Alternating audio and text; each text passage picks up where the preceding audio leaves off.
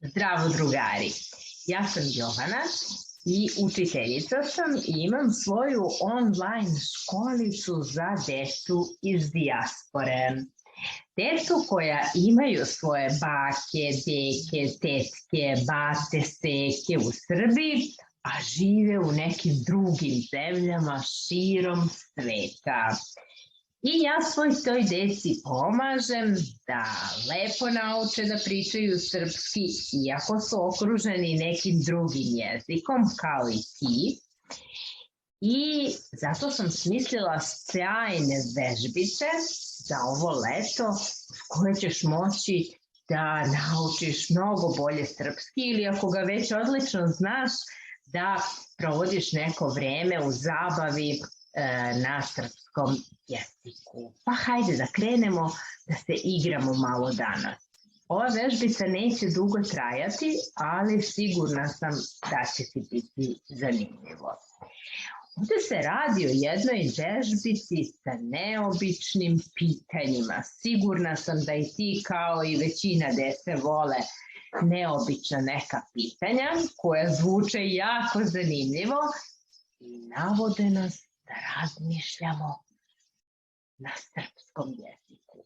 Zato te ja sada molim da kada budeš slušao ili slušala sledeća pitanja, isključivo razmišljaš o njima na srpskom jeziku i to onda i kažeš i ispričaš svojim roditeljima, a možeš mami ili tati, ukoliko samo jedan roditelj u tvojoj porodici priča srpski.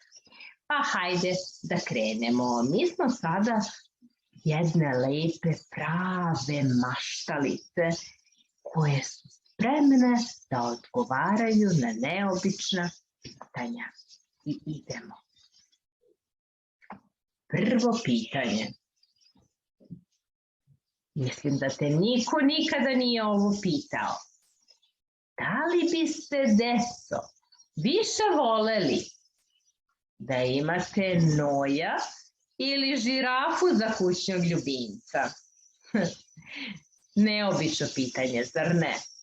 Obično su kućni ljubimci možda neke mačke, psi, papagaji, hrčak, morsko prase. Obično su nam to neki ljubimci, jel tako, koje možda i ti imaš, ali zamisli sada ovu neobičnu situaciju, da postoji mogućnost da tvoj ljubimac bude baš noj ili žirafa.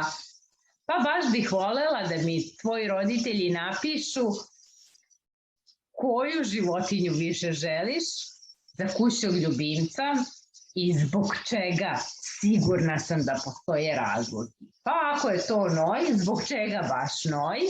I taman ti je ovo super prilika da nešto malo više negde i pronađeš, da pročitaš o noju, a ako je to žirafa, onda možeš još nešto da naučiš o žirafi. Ja sam, na primer, slušala o žirafama i nisam znala da žirafe imaju plave boje jezik.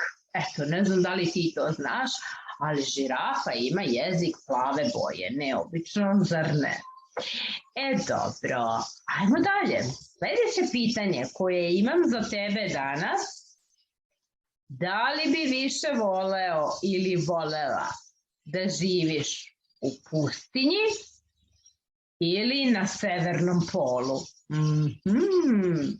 Možda te ni ovo nikada niko nije pitao. Znamo svi da su pustinje velike i prostrane sa ogromnim vrućinama pune peska, a suprotno od toga, na severnom polu je jako hladno, ima mnogo snega i leda. Pa hajde, razmisli, molim te, da li bi više voleo ili volela da živiš u pustinji ili na severnom polu? Naravno, ukoliko bi ti se ukazala prilika. Pa isto tako razmisli dobro o tome i ispričaj svojim roditeljima. Možeš i nekoga ko živi u Srbiji da pozoveš i da mu ispričaš sve ovo o ovim pitanjima i zašto biraš da živiš u pustinji ili na severnom polu. Idemo dalje.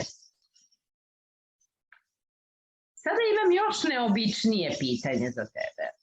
Da li si nekad razmišljao ili razmišljala? Da li bi možda više voleo ili volela da budeš čudovište ili lovac na čudovište?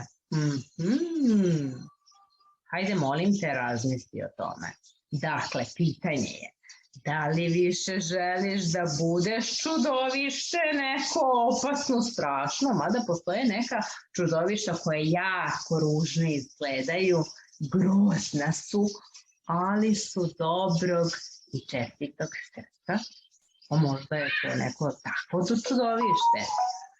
Ili možda s druge strane, da li želiš da budeš lovac na čudovišta i kakva bi to čudovišta želeo ili želela da loviš?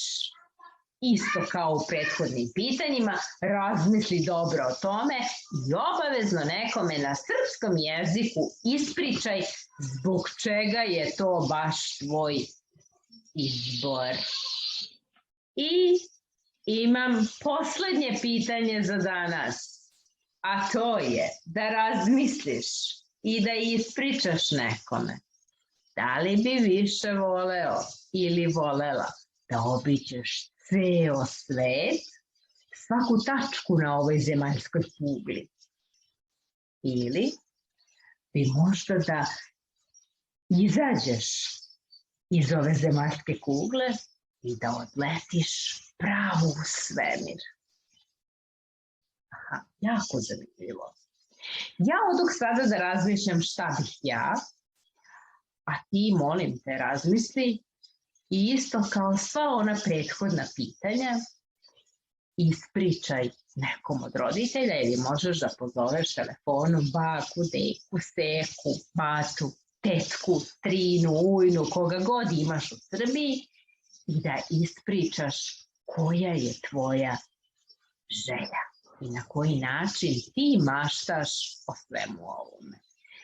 Hvala ti, šaljem ti puno poljubaca iz ove vrele Srbije trenutno, skoro da ima 40 stepeni i već se vidimo sledeće sedmice kada ti spremam neku novu vežbicu. A reci roditeljima da mi napišu e-mailom da li ti ovo bilo zanimljivo. Meni će jako puno značiti.